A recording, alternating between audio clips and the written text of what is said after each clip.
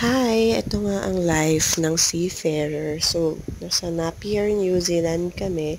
So, lumabas kami kasi we plan na mag-lunch sa favorite namin na restaurant, which is ang Aroy. It's a Thai restaurant. So, super favorite ko yung pad Thai nila dito. Maganda rito is very affordable and busog na busog ka talaga after. Tapos, lumakad kami, nag-window shop, mag-visit sa mga Filipino shop. Tapos, ito yung Dollarama. Meron silang mga imitations ng mga perfume. And nakabili naman ako ng mga chocolate molders. Tapos, planner. Mura lang din naman yung bili ko.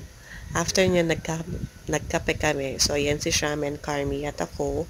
So, nag-chill lang kami, nag-relax, nagkwentuhan, habang nag-enjoy sa view. At ayan nga, practice tayo sa TikTok entry Tan natin. tanan tanan tan.